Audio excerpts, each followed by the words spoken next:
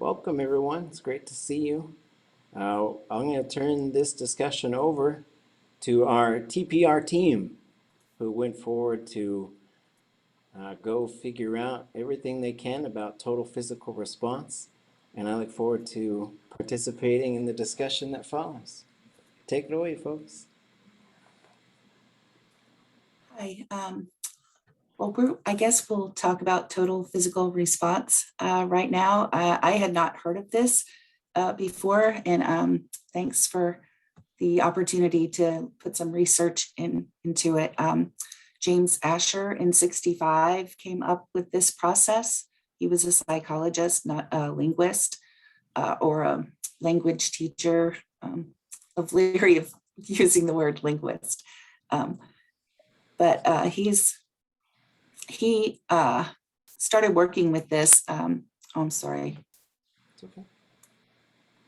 to improve listening comprehension when learning a second language.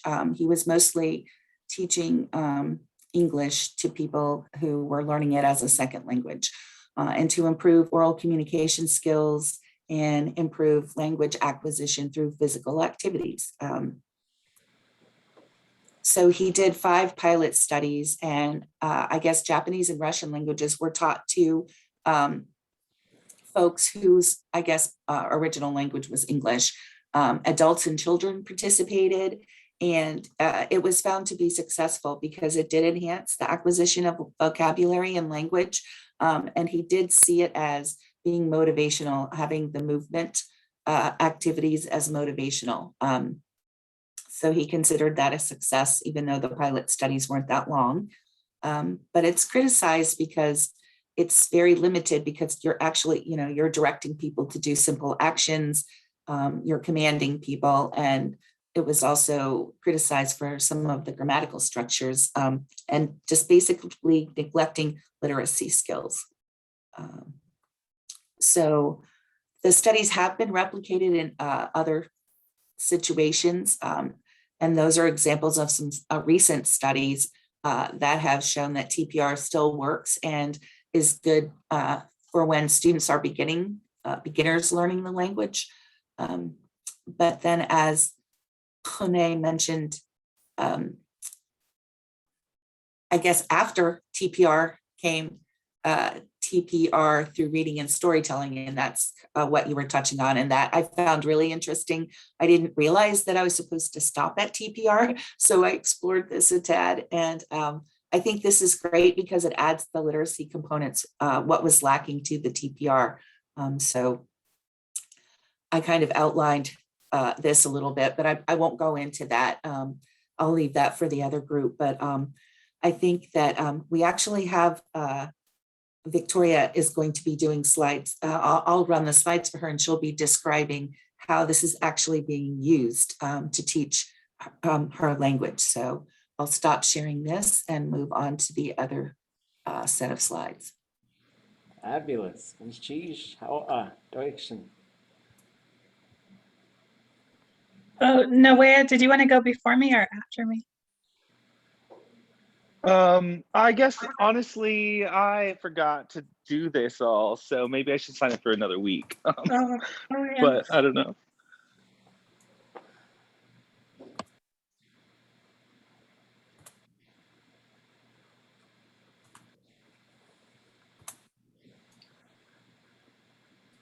Okay, Victoria, do you want to go ahead? Oh, we can't hear. I think you're on mute. I was practicing my TPR, so you guys can read my lips. I think, Heather, can you share the slides? Do you have them? Yes, I have them. Sorry, it's just taken me a moment to switch here.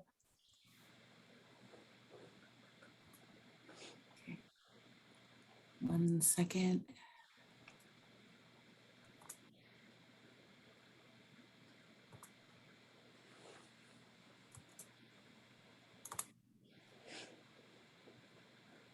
Okay, so, should be good to go.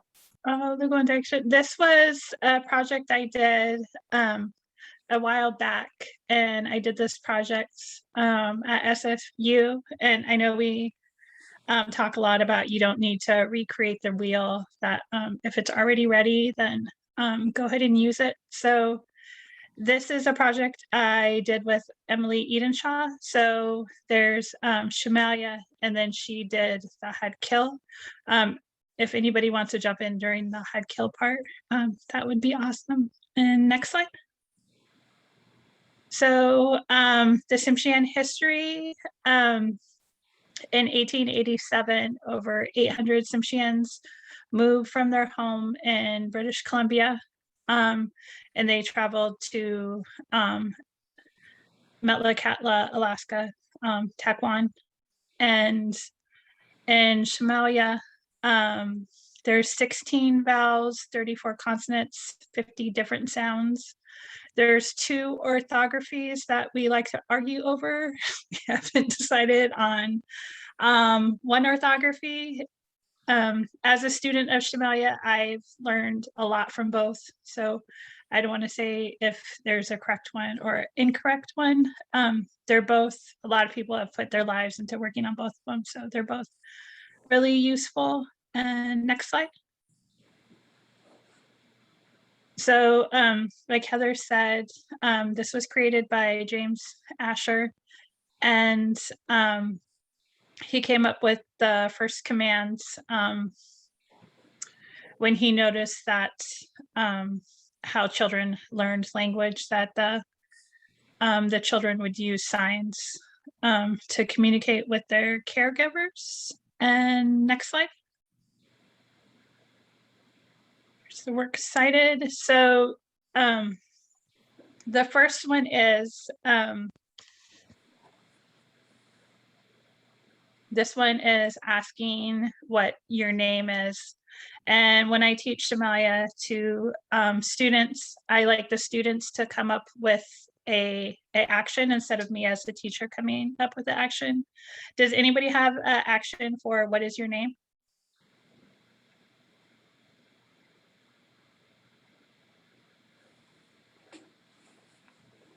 Could you do like a name tag thing or something? That would work. If we go Nayuan, so Nayuan, and then we'll do the action Nayuan. And this is, what is your name? Nayuan. Nayuan. Nayuan. And next slide. So this one is when you say DYU, like Godam Tibin DYU. So I would point to myself, Godam Tibin DYU, Godam Tibin DYU, and then you would say your name, and it would be DYU. And when you say DYU, there's a lot of culture reference that goes into this. You're asking how the person's name is doing. So what I've been taught by my elders is that you want to keep your name strong for future generations. That so when you're saying DYU, you want to keep your name strong. So I think of it as I want to keep my name Godam Tibin strong for my granddaughter. So Godam Tibin DYU. And next slide. And this one is Inda Willawan. Does anybody have a sign for this one?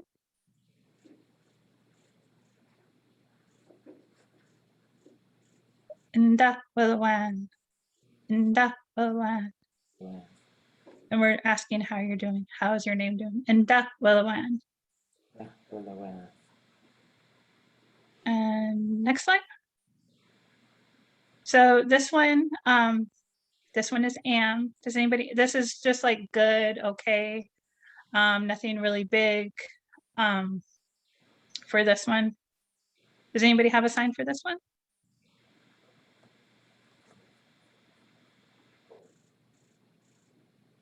In surfing, we go like this, but that's more of like a safety thing. Maybe something like okay or good. The thumbs, I like that thumbs up. And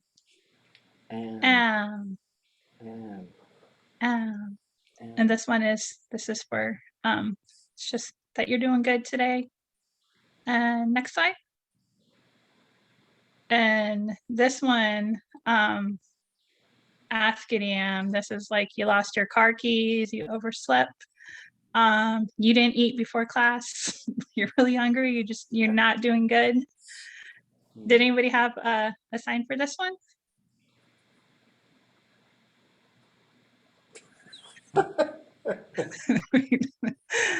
Ask idiom, I think that's ask idiom. This one is not good at all. Ask idiom. And next slide. And this is just where I like to repeat with the class. So the first one was Nayuan, and that was the name tag Nayuan. And then the next one is Godam Tiban Diwayu. So then you would say your name. So Diwayu. And then the next one, Inda Bulawan.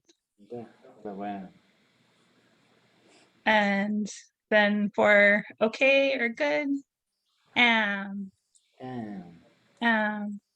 then not good, askity And elders, they like to make fun of you when you say this one. They'll say gabakwea and poor baby, you're just not doing good. So askity And next slide. So this is one I kind of like to do with preschoolers. I'll just go through these pretty quickly. So I use this one a lot with my Bausch. When he would run away from me, we use this one a lot. Gilo. So, Gilo. And this one is stop. So if you didn't know, I was speaking Shamalia. It kind of sounded like I was being mean to my son, but it was just Gilo, and he knew to listen, that it was time to stop. And next slide. And then this one is Goshen. I also use this one with my son a lot. When he is acting up to get his energy out, I would say Goshen, and that was to jump. And if I wanted him to jump again, I would say get Goshen. And this is also a good one for high school students, when they were sleepy and you got to get the class moving, got to get them participating, you could say Goshen and they would be up and jumping. And next slide. So this one, the ba, this is for running.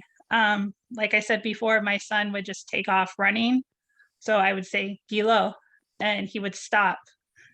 And then if he was like in a safe distance with me, I would say ban, ba, for him to run. So I would say Gilo and then run. So it would keep me in control of my son running all over the place. So this one is ba, is a root word. And if you're giving it as a command, you would say ban. And next slide.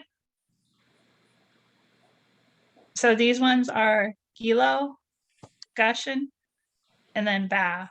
So this one I use for high school kids, get them awake. And then I also use it for my son to keep him in control. And then next slide. So these are my teachers. Dr.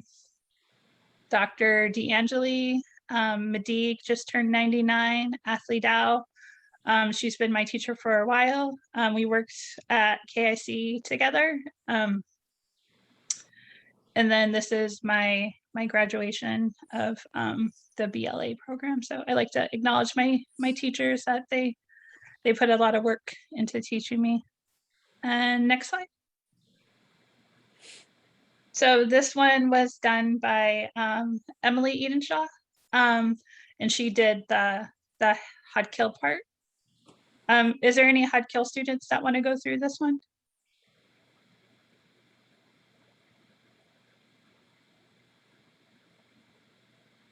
Okay, we can just go through the slides really quickly. And these are the commands for Hudkill.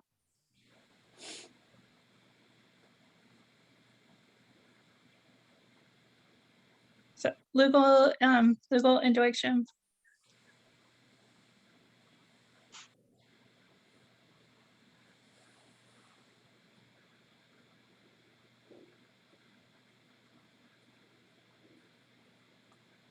Adla.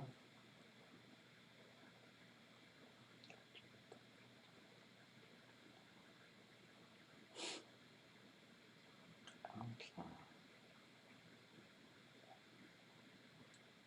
Yeah, Adla.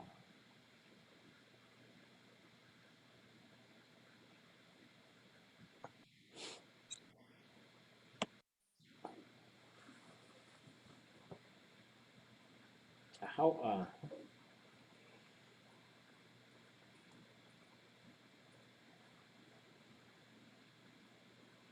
Mike Kailoa. Oh, look, you guys turned the lights right out. It's such a wonderful presentation. That was fantastic. So those of you, the next one is 2 weeks from now. I don't know why I did 2. And it's TPRS. So I really like that you had examples in your language to sort of show us how it's being used. I really like how you folks have looked at the origin of it, some of the things that are probably effective, and perhaps some of the limitations.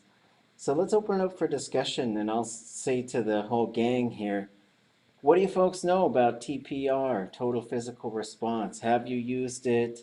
Has someone used it around you? Let's just talk about it a little bit. I'll share some of my experiences. I've gone through several trainings and stuff. I couldn't train anybody how to use it, but I can talk about it. What do you folks think? I like to do what she does too, and have the students come up with their own movements for different words, and that helps too, because sometimes I'll be looking up sign languages, and like for water, it's a W, but heen, it doesn't make sense. So a lot of times, just having the kids create their own actions, and they get really excited about it. And what I'll like to do is read them a story, come up with some words that I'll say and clink it beforehand, and repeat it with the sign that they come up with, and having that repetition. And then a lot of students, it sticks in their memory that way. And I really like this teaching method, and find it effective too. When I took Tlingit from Marsha Hodge back in the day, she did a lot of it, and it helped with my learning style too. Sheesh. Thank you for sharing. Anyone else have some thoughts on TPR? Sure. We use TPR a little bit. We used it a lot more when we were doing in-person meetings with the Juneau Somalia group, because of course it's a little easier. Well, I shouldn't say it's easier to do in the room, but we did it a little more. But usually the one who leads us in that is Dash Nancy Barnes, and she calls it her Indian aerobics or Samalgak aerobics, and makes everybody jump up and run around and spin around and everything else. And Shigana, Donna Mae Roberts, uses it in her introductory classes too. And it's a lot of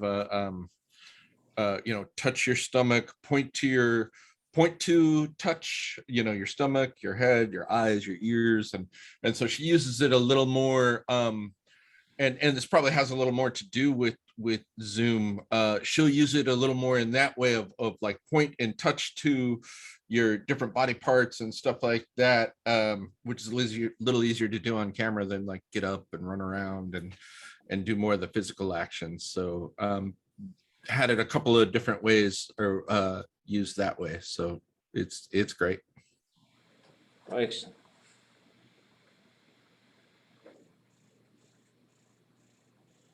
Yes. Go ahead. I tried it once when Damon led it at AFN in 2019. He led a Hodkill TPR session. And the cool thing about it to me was that I didn't know any Kagil, and we stayed in the language that whole time. He never switched back to English. So I liked that about it. Geesh. Yeah, and I was reading what Noea put in the chat as well.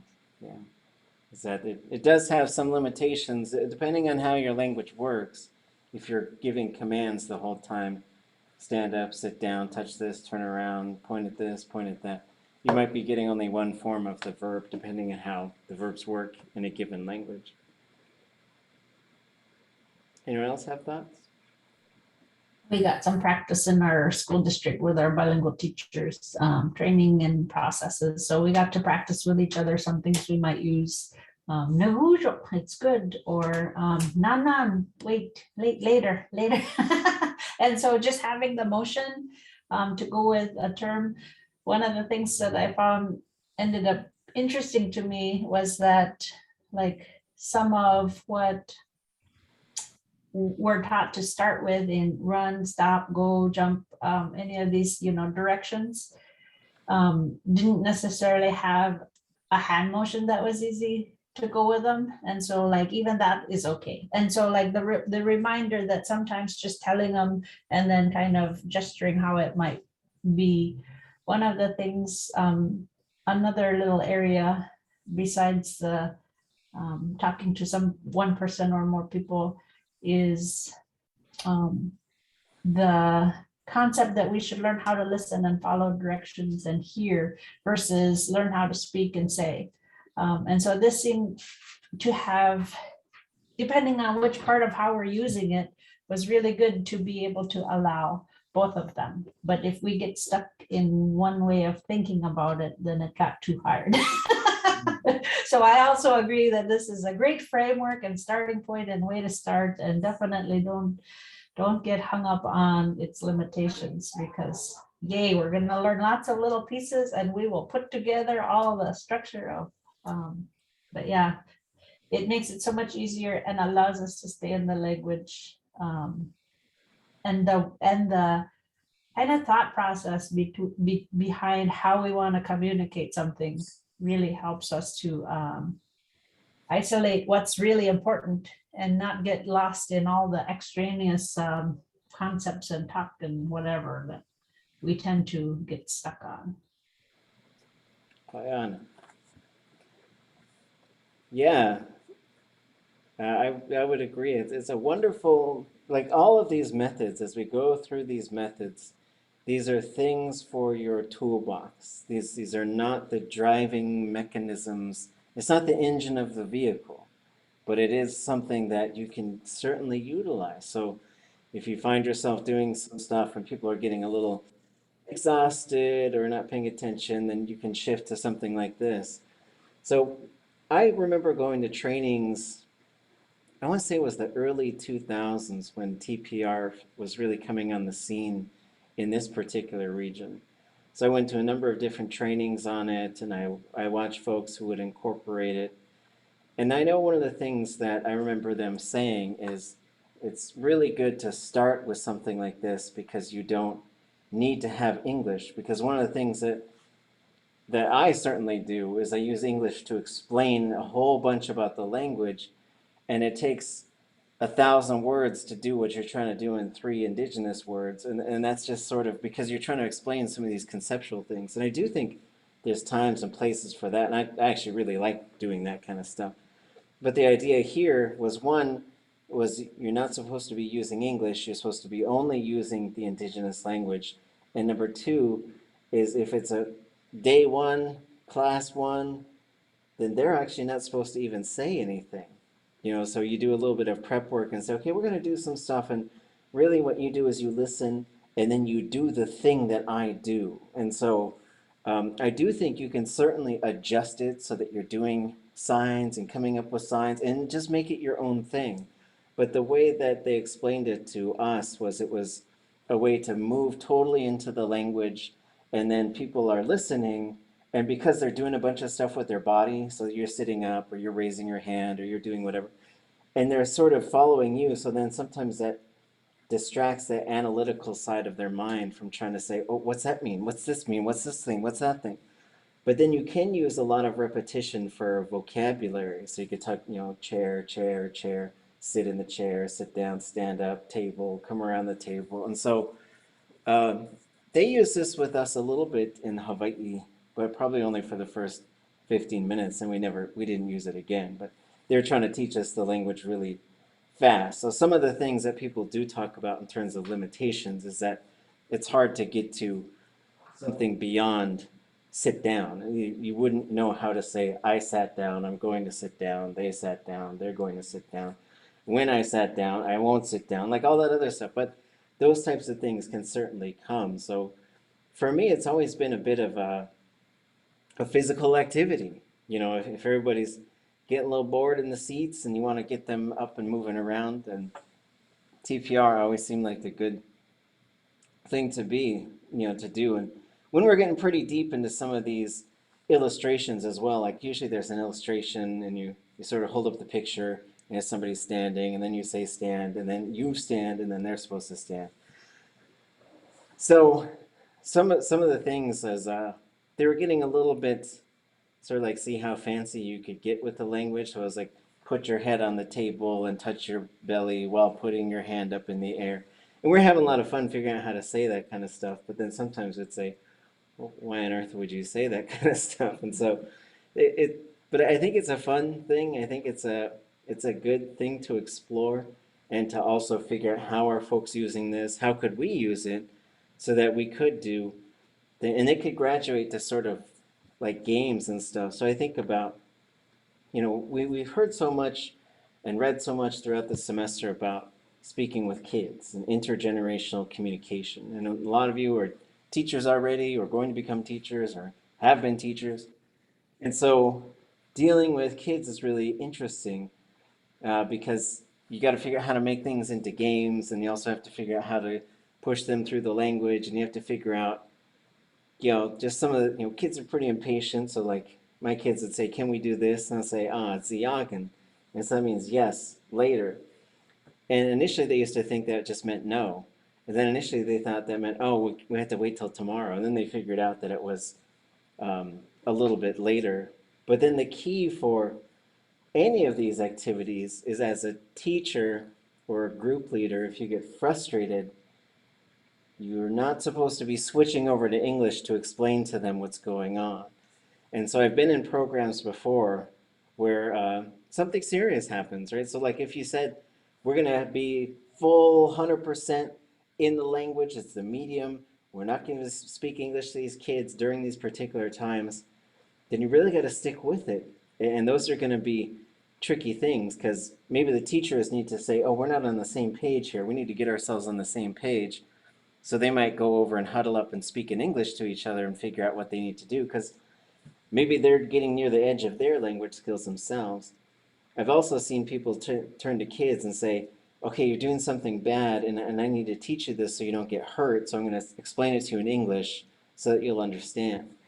And, as I watched that happen, I thought, well, you shouldn't do that because now English becomes the important language or the language of, true communication. And, but it's a tricky thing because you're just building everything up in the indigenous language. But I do think TPR is a great tool. I think there's lots of activities you could do, and especially trying to think of like getting into some calisthenics, like getting a little active, getting people out of their seats, getting them moving, and also doing a lot more listening than speaking. Other thoughts on TPR? Yeah, I just put it in the chat, but I kind of forgot to mention that even the way like when Shigana uses it with her introductory classes, even the way that she says the commands has sort of a sing-song cadence to it, to where like you hear that later and it reinforces that, helps lock in that physical action, and you're like, okay, it's point to the floor, and she said Hatley, and just kind of reinforces that. So that's an interesting little extra aspect to TPR to keep in mind if somebody is going to try and use this as a teaching tool for a lesson, and it is a great way to be able to stay in immersion and not vary from it. But yeah, that's just an extra little like reinforcement that if the way she uses it has a cadence to it that actually helps you kind of lock that in as well, same as like singing and hand movements do in other lessons and stuff. Fabulous. Yeah, and then there you can take it a step further. You can come up with, as you come up with games and stuff too, like you could teach people how to do whole things like Simon Says, and I've seen some group leaders and teachers who have a lot of fun with that. We did What's the Time, Mr. Wolf? So we, as I sort of saw people play that game, I was like, oh, we could do that in the language. And so it was a really fun game for the kids because they stand against the fence and I stand there and then I tell them. It was really fun because we could do this all in the language, a couple of years ago when the language nest was functioning here. And I'd say, okay, ask me what time it is. So I'd say, and then they would ask, and I'd say, and then they could jump twice in my direction. And then they had to stop. And of course, they try to jump huge or jump 3 or 4 jumps, And then the goal is to try and get close. And then as they get close, then you are you're the wolf, or you could change it to something if you wanted to. And then when they start to get close, then they say, and I'd say, and then I just chase them all over the place. And they just had so much fun with that. Like because it's time to eat and gobble up these kids, and then you just chase them around.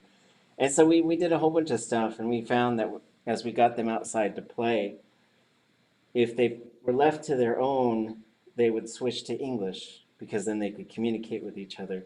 But if we kept them engaged with language games, then they would have a lot of fun and they would use the language and stay in the language. So yeah, I think and it can be sort of built out of ideas like this. And so sometimes people do see this and they say, well, it's rude to be bossy, so we can't do it. And I do understand that, and you want to be cultural, don't point at people and stuff if that's what your people, think. But also find ways to incorporate it and to adjust it and to make it your own, because it's just an idea. A lot of these things that we talk about are just ideas. So you could take that idea, craft it to your own working, and then use it situationally. Because there's lots of things we do as we learn a language that sometimes cross some of those boundaries. Like you could have someone who's quite a bit older than you, and you need to teach, and you're going to teach them the language, and that means you're going to be correcting them and doing some other things. And from a cultural perspective, that might actually be the wrong thing to do. And then you're going to have to sort of build up some of these things in terms of an artificial form of the language, and then you naturalize it through use. Any other thoughts on TPR?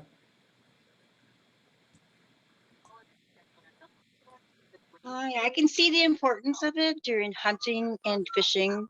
When we have sign language, like I can't see a thing and we're out fishing and, both poles are wiggling and, I could see where this is really important and would be a lot of fun to be able to shout it and clink it. And then, because there's a fish on the bow, but I can see the importance of this and that it's something that can seriously be done because sometimes we do need to be really quiet. And I believe hunting and at certain times, fishing, you just have to have sign language to convey your information. So I really liked it. Thank you for sharing. Thank you. So, 2 weeks from now, we'll have a group, maybe 3 folks would be a pretty good number. And try not to forget if it's your turn, and feel free to sort of communicate as a group. But the next one's going to be TPRS, so it's a little bit different, even though it has the same first 3. It's like TPR, but with storytelling. But it's actually kind of a different thing, I think. But TPRS is going to be next, and so that uses stories to teach the language. And then after that, we're going to take a look at where are your keys, which does use sign language and sort of teaches a whole bunch of signs. And again, any of these tools, look at them as things that you can use. Figure out what the thing is, who came up with it. We can sort of go find people to come in and give us trainings on these. Sometimes there are these kind of all-day trainings on these methods. I always wonder if like that's really effective or not, but it certainly could be. I'm not saying it isn't. But I've sat through these trainings quite a bit. I'm probably not going to sit through another one, but just in terms of like, my philosophy is go in, figure out what the thing is, and then figure out how you can incorporate those ideas into your own language. Because I think you can only learn so much from someone who doesn't speak your language.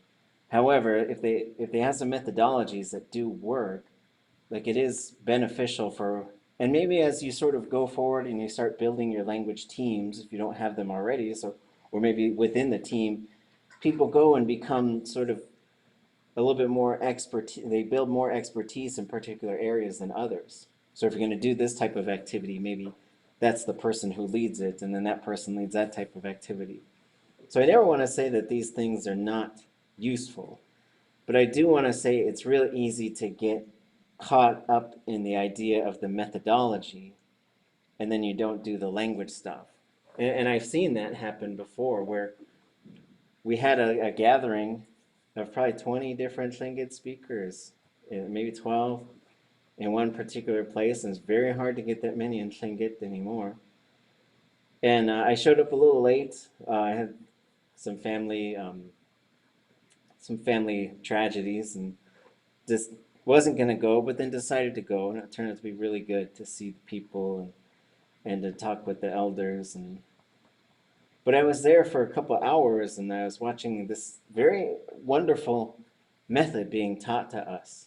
But I turned to an elder and I just said in the language, like, how is this going for you?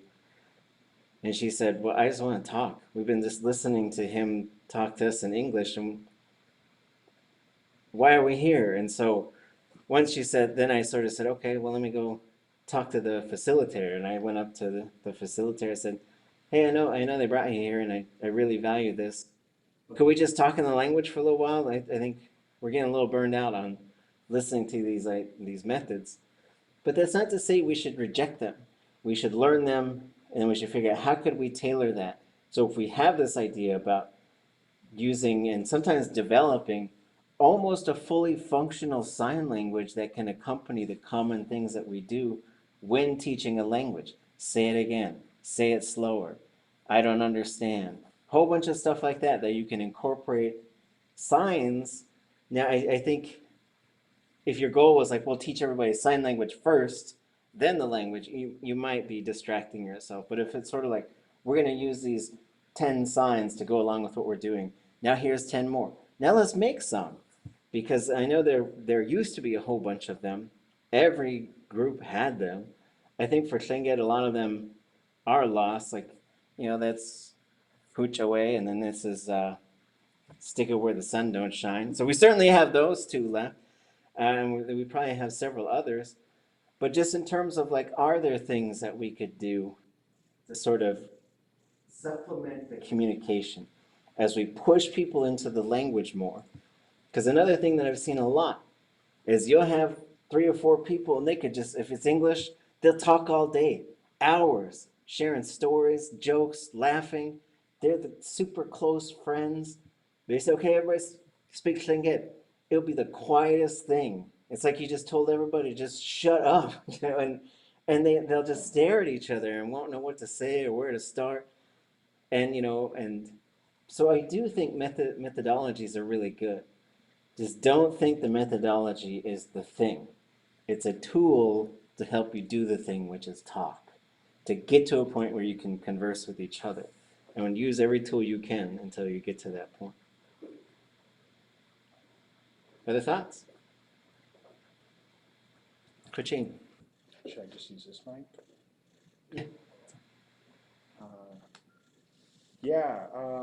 First time I took a TPR class that really resonated with me was in this room actually, and I had been in a few TPR workshops, but I didn't felt like I learned a whole lot. But this one was with Marcia Hodge, and she was, first thing in the morning, everyone's tired, and she just jumped right into the language. You know, Yana good, Gidahan, Gadana, Dachte, and she didn't mention TPR once until the second or third day she started talking about the methodology behind it. And I think if you start saying like, oh, this is the gray morning method, and this is TPR, and like if you get into the methodology, especially first thing in the morning with this high school culture camp, that can be hard to let retain. So yeah, I think just jumping straight into the language, and then all of those phrases that she used, I jumped into that class pretty new into Tlingit, and she really solidified a lot of those basic terms for me. So, and then a lot of us in this cohort had to take that 3-day long TPR training session, and if that was good, I mean, but it was a language. For me, I kept joining the Portuguese workshop, and all of their words sounded almost like English words, so it was almost like, Oh, right.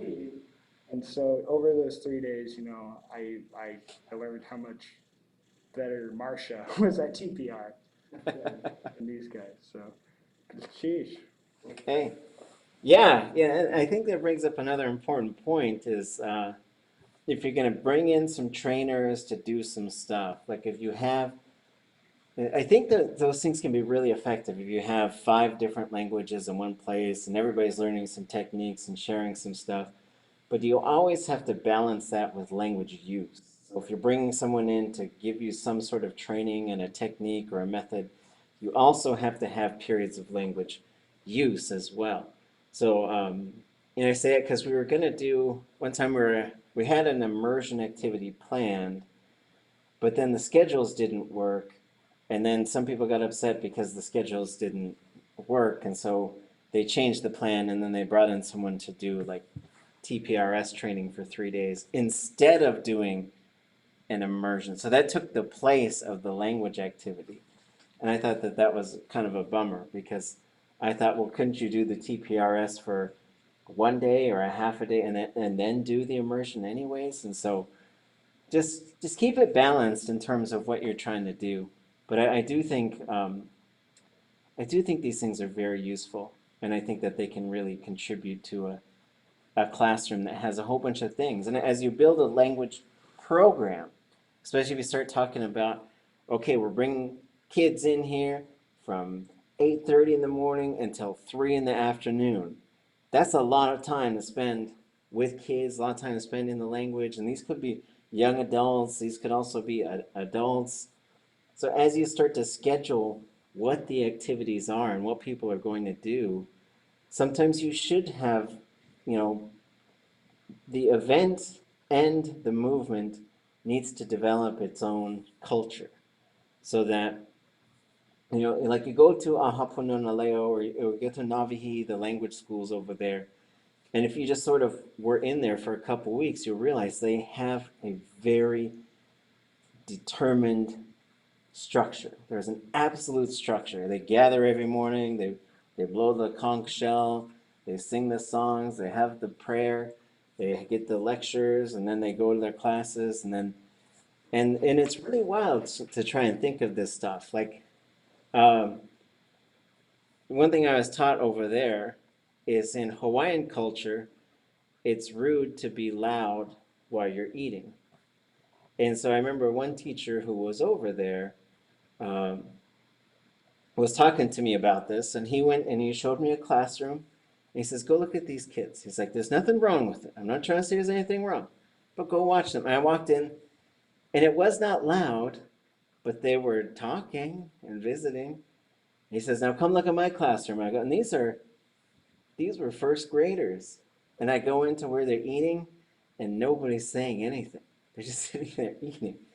And I thought, teach me your magic. What did you do? How did you do this? Because that same instructor, I'll have to see if maybe he can spend some time with us. He's very fun. Another one of my colleagues, we spent a couple of weeks in their schools, and they were in a gym. They have a gymnasium. So there's these smaller buildings and a gymnasium right in the middle. Very open air type of, thing, because it's Hawaii, right? And so they had multiple different age groups in the gym. Kids running around, basketball, everything, yelling. It's all in Hawaiian, but it's so loud in this gym with kids running around being rambunctious. And then he looked at my colleague. He says, "Watch this. I'll say 3 words in Hawaiian, and those kids will stop everything." And and my friend was thinking, "No way! Look at these kids. These kids are just running around wild." And he yelled out these 3 words, and they just stopped, quietly gathered everything up, put it away, and filed out to their classes. And I thought, show me that magic. And so, just in terms of like, how are you going to do all of this in the language? Which includes, let me ask you folks a question. Let's say you have a language immersion school. You have a language medium school, right? You're living the dream.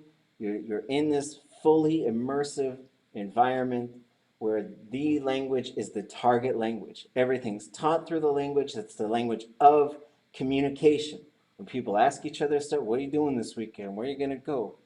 Where's this thing? Tell me the answer to that. It's all in the language. You want to teach the history of the United States? It's all in the language. How are you going to handle discipline? Let's just do like first graders. What's the driving philosophy on getting kids to listen and to behave? What are your things? What are you going to do? Some of you teach little kids too, and some of you have little kids. But as a program, what do you think?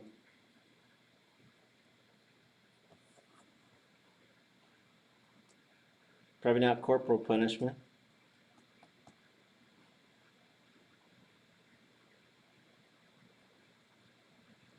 Strategy is not to teach kids. Yeah, there you go. Yeah, so don't deal with kids.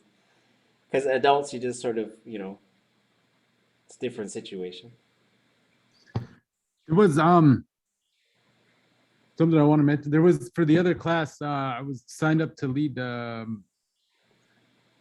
teaching through the language, and I was watching a video about teaching through well, it's teaching English, which is it's like English language games with students, and they were using it seemed like every method. I mean, because it's teaching English, they're using hand signals, it seems like they're incorporating every method just to teach English.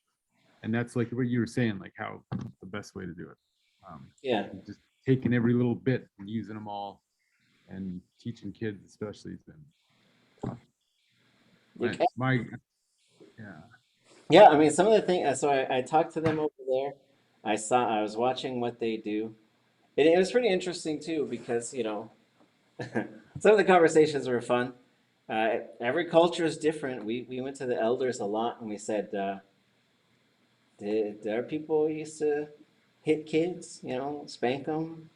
And it's pretty consistently said, no, we didn't, especially a long time ago, we didn't spank kids. So, we're like, okay, that's what we'll do then.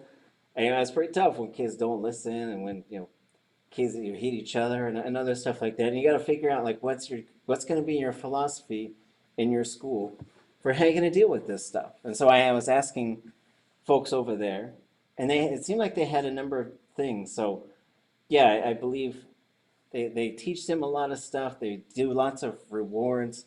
One of the things that they had was the kids all have a little, like a Tupperware thing full of play money. It's all in little coins and stuff. And so if they get in trouble, they have to take one of those coins and bring it to the teacher. And then at the end of the week, they can take whatever coins they have and then go trade it in for, they could buy a little like candy or little cheap kind of toys and stuff. So it's almost like you're exchanging your tickets at like an arcade or something like that. So there was this sort of thing like you have this stuff and then you're going to end up losing some of it if you don't listen. And then they had some other things too, where a kid might have to go up and sort of take their name and put it into, they have these slots where you can put your name. Usually you're saying like what activities you're doing for the day, because they all take turns leading activities. But you might have to take one of your names, so they get these little things with your names printed. So you have to take a copy of your name and put it into this like yellow thing. That means you're getting close to being in trouble. And then if you have to go and move your name to the red thing, then you know that some correspondence is going home to your parents. And so just trying to think of like what the program is and how you're going to do, and that's where a lot of the culture comes in as well, with not talking during eating and the order of who talks and how behavior is adjusted. And in those Hawaiian medium schools, it comes from Hawaiian culture. Heather? I think some of the things you were talking about really comes from ABA, which is like the behavior management. And I think personally, I don't think that's a great way to deal with children. I think really teaching the expectations of whatever the culture is, whatever is expected in the room or the program, and then having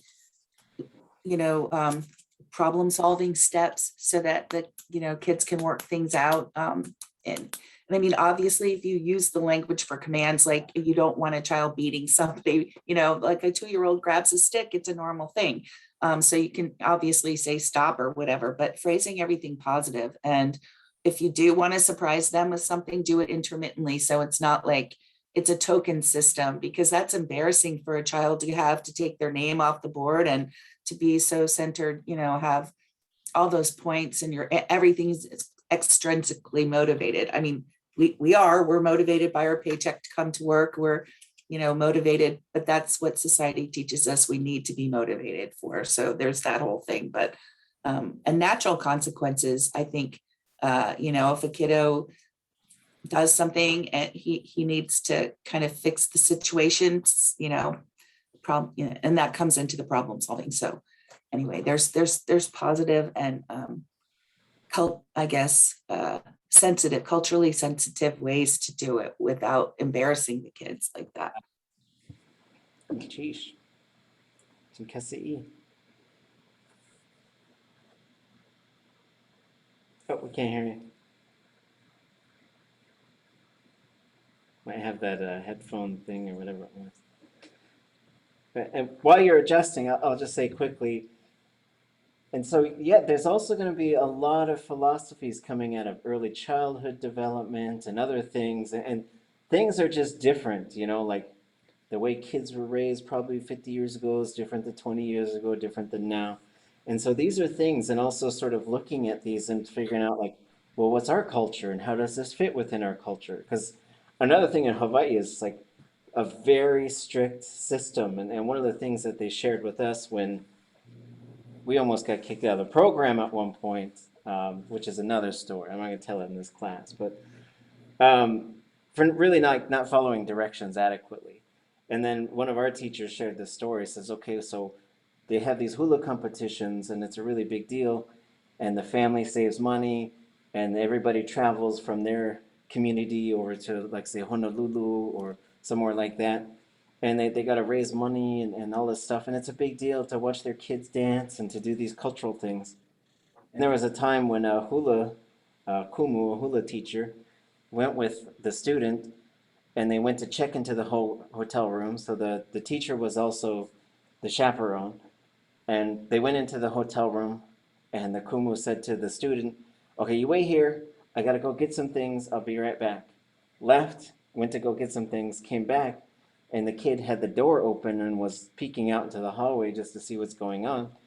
So the teacher comes back, says, grab your suitcase, let's go. And just took him home and just yanked him right out of the company.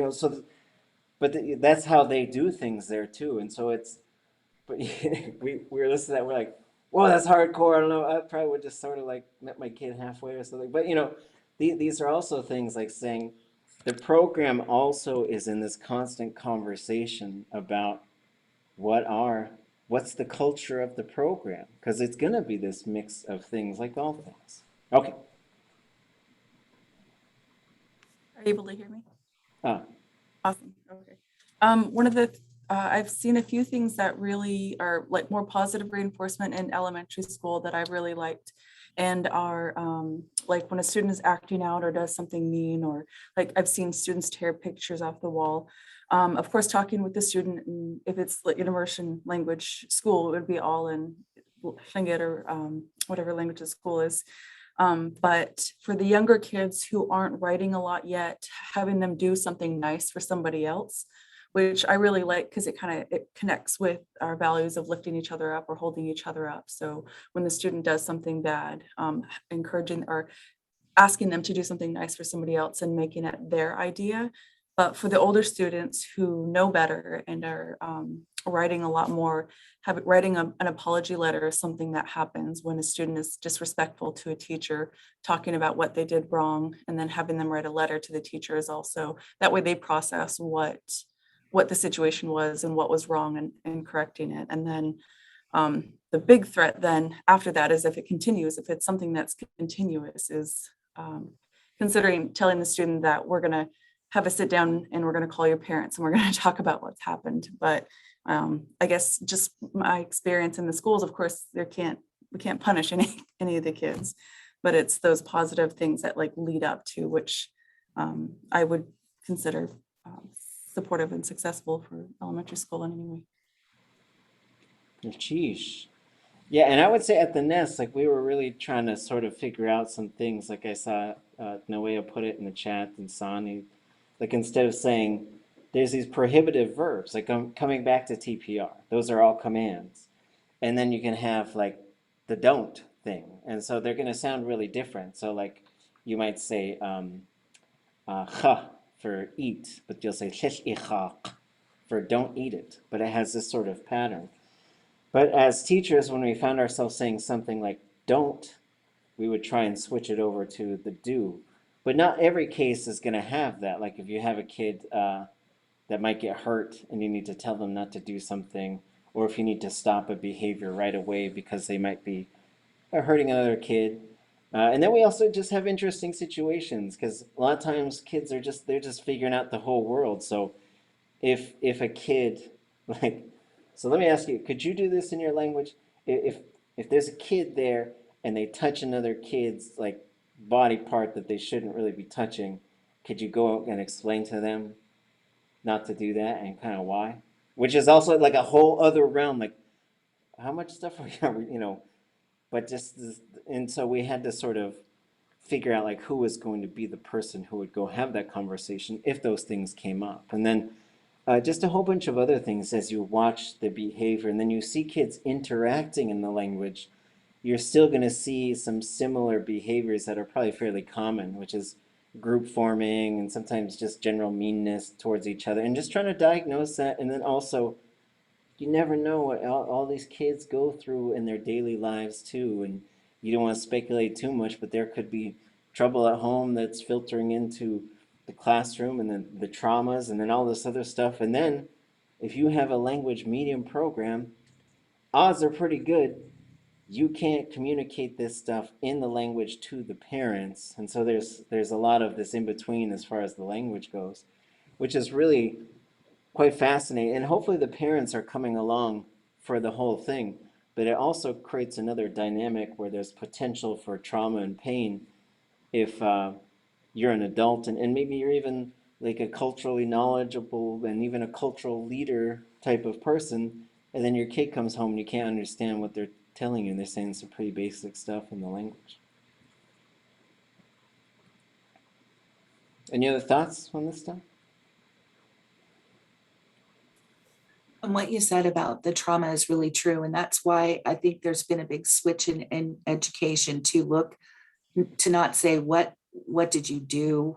To look at behavior as not just the antecedent, the behavior, and what precedes it. So it's looking at what happened to cause this, because kids that do, like if they have a very dramatic response to something that you don't understand, it could very well be if you approach them in a punitive way or an ABA kind of way, then that's going to make the situation worse. So that's, thanks for saying that. And if you're building this program, odds are pretty good you might be, somewhere around the age where you're raising children potentially, and some do, some don't. But if you're gonna have a kid and then your kid's gonna grow up in that system, you're gonna have some other things too, where it's, I'm not the parent, I'm the teacher right now. Because there was some of the folks in Hawaii too, they said, well, what do you think happened when I became their teacher and they didn't like it and they wanted to rebel against me? They refused to speak Hawaiian even though they could. They just stand there and speak English right to my face in front of everybody when they know they're not supposed to. But that's the child-parent rebellion too, and you got to and then you got to also be making sure that nobody's playing favorites, and everybody raises kids different, so everyone's going to be in these sort of communal type environments is what you end up with when you sort of build these language movements that start going forward. And one of the things to continue to come back to this sort of topic that we were touching on these last couple of weeks, in New Zealand and Hawaii, very different situations in a lot of different ways. And one of those ways is you have one language for this whole area. Several dialects, but one language. And you do not have that here in Alaska. So we got to adjust the things as we sort of look at what they do and model it.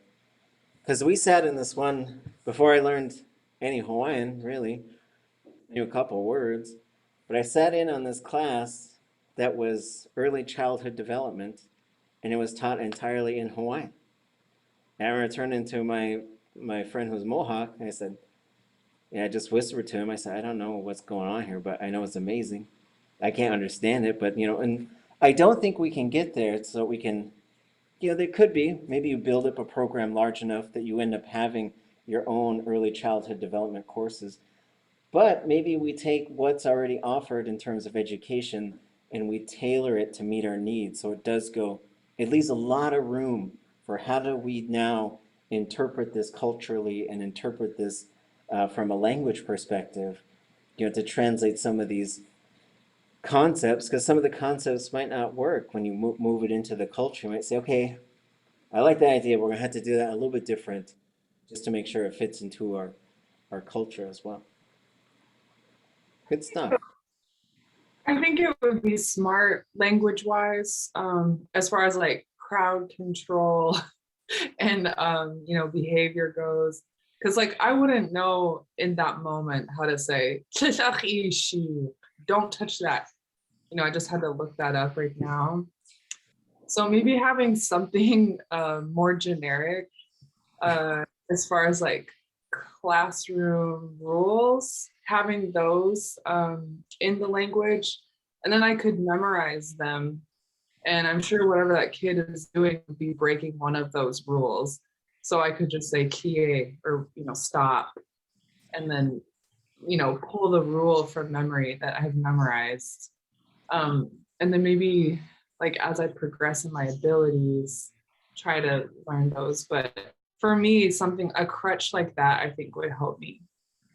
Yeah, like I just had a vision of like a kid slowly putting their finger towards an electrical socket, and then the teacher's like, oh, don't poke? Is that a poke verb? And so, yeah, so go. But what we ended up doing in the nest, like a lot, is we would have these spots. So there was this one chalkboard or like a dry erase board where we wrote a whole bunch of phrases that we used all the time as teachers. Then we had a fridge, and we could write on it with dry erase marker, and we were writing all the things we're hearing the kids say. And then on the other side of the fridge, where the kids couldn't really see it, we were writing down phrases that we weren't sure about. So it's like, okay, let's just say this, and then we'll check it later, and we'll check it with the elder with high fluency, and we might have to adjust it. So there's plenty of times where we had some sort of thing that we said to the kids, but then we had to adjust it later. And then we also had to sort of, as we said it, would say like, "Iyak." And then as we were sort of saying that to the kids, and what we're saying to them is, are you hurt? Like if they fell down or something. But then as we thought about it, I said, I think we're asking them like, are you being good? And we should be asking them, "Hetwa sake iti." So then we'd also have to adjust. So this is one of the big challenges, is that you're a language learner and then you become a language teacher, and you got to be both at the same time. And then the language, odds are, is not being used on a day-to-day basis between people to talk about everything that they want to talk about. So then you also have to sort of figure these things out as well. Sometimes it's kind of fun and easy, like figuring out how do you talk about popcorn, and then sometimes it's how do you say popcorn, and then sometimes it's a little bit tougher, like you got to say, we don't have, best friend is an English concept. We don't have a concept like that in our language at all.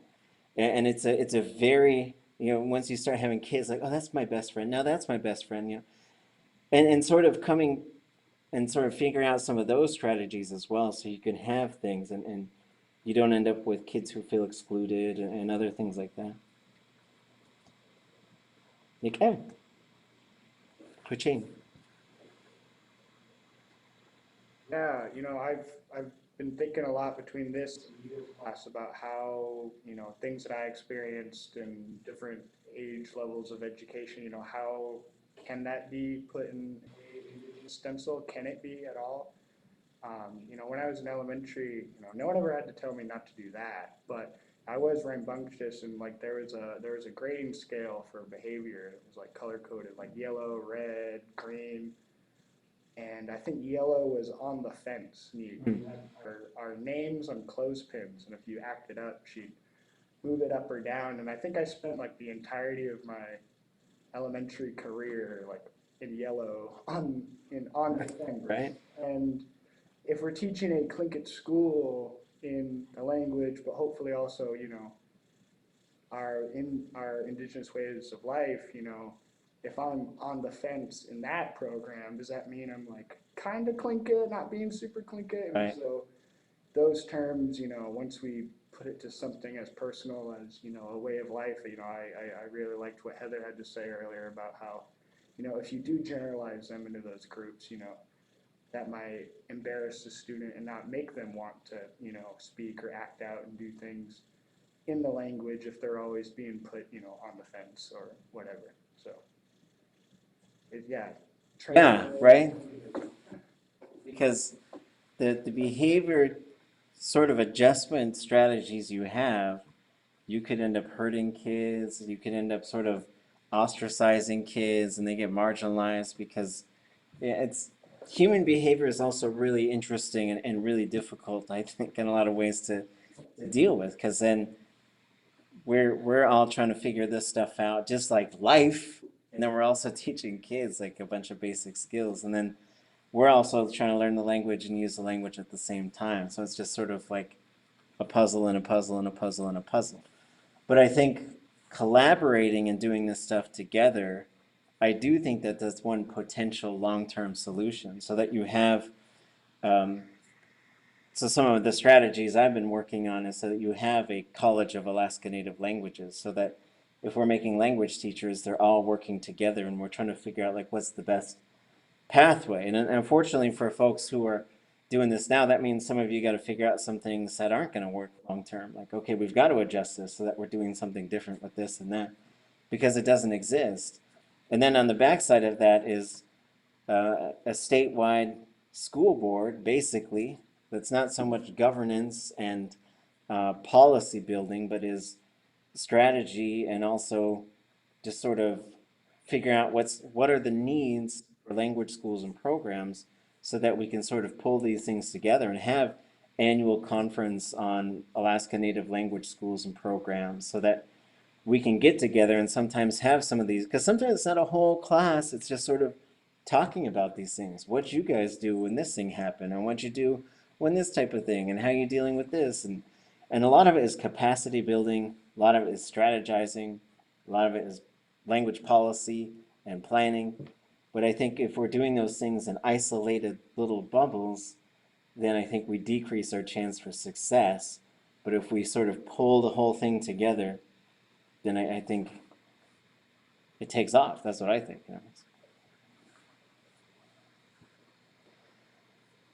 So 2 weeks from now, who would like to, can I get 3 people to look into TPRS?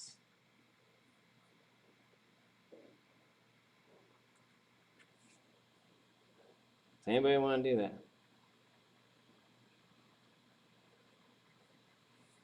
I would, because we took that training on it. It seems like an easy one, but I'm gonna be in a week-long seminar that week.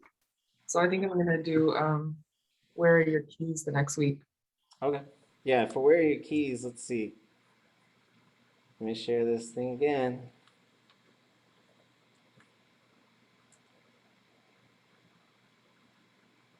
And I also have Selectina for where are your keys?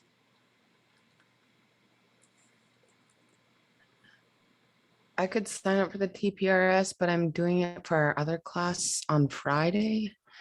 So I just felt like I could do a different method for this class, possibly. Oh, sure, that would make sense. That sounds good. I'll take a swing at TPRS. You want to do it? I'll sign up.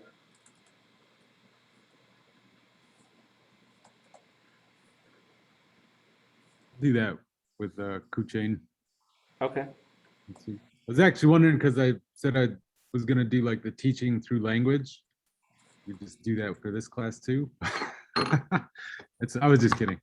Yeah, I'll do that one next week. Okay, I like it, Steve. Hey, we just need one more. No way I said he would. Oh, no way. Okay. Sheesh. Okay, so we got our TPRS team, and we've got our Where Are Your Keys team. After that, let's see, let me check so let's see, that's the 6th. The 20th is Where Are Your Keys.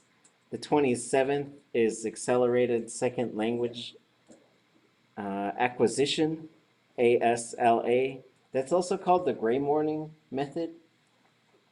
So then 2 weeks after that, we'll look at the Paul Creek method. Let's see. So that should be, I forgot my dates. I'll check my dates, make sure that those are right.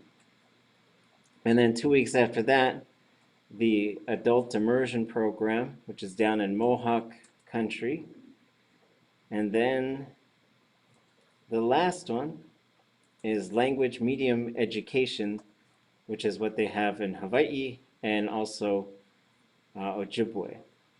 So let me see. So that's actually 10/6. Let me adjust the dates on here. 10/6, then 10/20, 11/3, 11/17.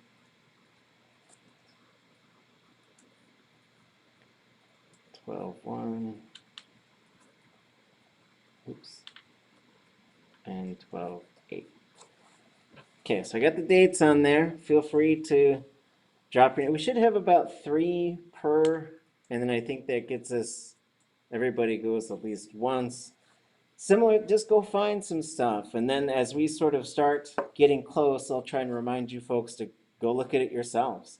And then we're going to do a similar type of thing where my hope is we talk about the method, we explore how it might be useful for us, and then we sometimes we'll launch into a discussion also, like, you know, some behavioral thing, and then the whole culture of the program, like what is the culture of the program? Those are always really interesting things. We would also, at the Nest, we started having kids, I think we got this idea from Yakutat in their language nest. We had the kids do a lot based on their clan. So we'd have eagles and ravens, and if kids didn't have clans, we would just give them a classroom clan. Say, okay, you go be an eagle, you go be a raven. And so when we would bring out food, like when it was snack time or lunchtime, they would take turns. So one day it would be the eagles feeding the ravens, and then the ravens feeding the eagles. And we would model some speeches, and so an adult would stand up and give a speech and say, we're thankful to be feeding you. And then one of the children would also do something in the language. And so it was really good to sort of see that and to model some behavior as well in terms of how does the culture continue to come into the program. and how does it do so through the language? So there's a couple other things from some of the readings that we did. Next week, we'll talk a bit more about language documentation. I've got quite a few things to share just in terms of how do you document a language? How do you keep track of the stuff that you have? How do you create access for it? How do you create finding guides? What are the current uses and what are the resources that exist, both maybe within the university, within the Alaska Native Language Centers, the Alaska Heritage Institute, whatever your sort of groups are. And this is sort of continuing to think about this exercise of linking what are the organizations that are connected to the language, what are the roles of those organizations now, and what should they be in the future. And so this is leading towards some of the midterm project and the final project that we'll do in this class, which we'll talk about a little bit more next week. But as we sort of keep going, move into week 6, just remember, like, this is hopefully a low pressure environment. There's a lot of work that we already have to do. But the whole idea is to sort of share some things like the GIDS and the expanded GIDS and stuff, and just figure out, like, how do I use this? How is it benefiting me and what I'm trying to do? I think the other thing that we'll start to transition towards talking about is fluency and assessments, and how do you shine a light on the path? How are you going to create speakers? So I think what I'd like you folks to do, and what we'll start with on Monday, be ready to answer this question. In 30 years, if we have done our job, what does it look like in terms of the language that you are currently working in or thinking about? Just pick one of them. What is it like? So be ready to sort of describe that however you want to. A lot of us are working in the same languages, but just in terms of in 30 years, if you sort of look at this, and you're like, maybe ready to retire. I'll be 76 years old. I'll be so retired. Like, don't ask me. I don't know. I'll come in, I'll tell a story, I'm going home. But what will it look like if we have done our job? And I'm not trying to like criticize anybody or anything like that, but just think of the dream. Don't think of and try not to think of like, oh, if only, oh, if I don't think we can, like, just like try and share with us what the vision is. If you go to Hawaii right now, if you go back 30 years from now, they're in the same situation a lot of us are. No children speaking outside this one little community. Very few people that are learning a language that was certainly on its way out, but now it's not. You got whole big schools and giant buildings over there and whole programs and a lot of amazing stuff. And so I think it's all possible for us as well. And so part of it is sort of seeing what that vision is, and then seeing what the steps are to get there. Anything else before we go? Any other thoughts, questions?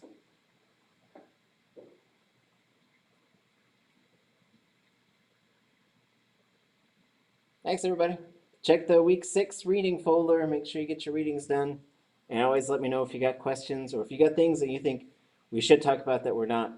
Feel free to let me know through email, text, phone call, smoke signal, whatever works for you. Okay. Have a good weekend. We'll see you.